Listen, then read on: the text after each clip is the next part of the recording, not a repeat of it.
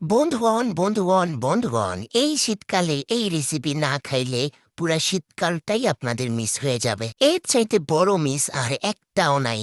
আমার আর আম্মুর মিলিত ভুগিচুগি আরেকটা রান্না নিয়ে আপনাদের সামনে চলে আসছি। আপনারা কিন্তু বাসায় অবশ্যই ট্রাই করবেন। আর সেই জন্য লাগবে এই ম্যাগি নুডলস। এই ম্যাগি নুডলসটাই লাগবে, নাহলে কিন্তু হবে না। চোখের সামনে যে সবজি দেখবেন সেই সবজি কিন্তু এখানে দিতে হবে, নাহলে কিন্তু এত মজা হবে না। এখানে যা সবজি ছিল পুরা বাজারের সব সবজি এনে একসাথে দিয়া বিভিন্ন রকমের মশলা দিয়া ময়দা দিয়া আলুর ভর্তা সহ দিয়ে দিছি সাথে যা।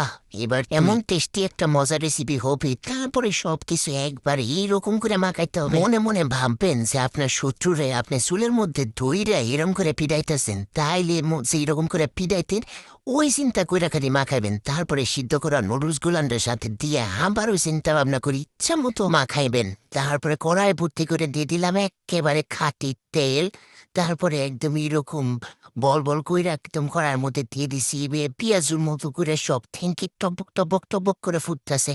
সব শেষ হয়ে যাবে এরকম যখন এক সাইড একদম লাল লাল হয়ে যাবে, তারপর উঠাই ফেলতে হবে। ও রে, ও রে, ওরে কি কালার, ও নাইস। দেখেন একবার যখন হয়ে যাবে এরকম, তারপরে আরে আমি তো অলরেডি উঠাই ফেলছি। কি যে মজা হইছে রে, আরে রে সেই মজা হইছে, সেই একদম কুচুর মুচুর একটা সাউন্ড হইতেছে। মানে এদিকে শেষ করতে করতে আরে দেখেন 1 মিনিটে কেমনে প্লেট শেষ হয়ে গেছে।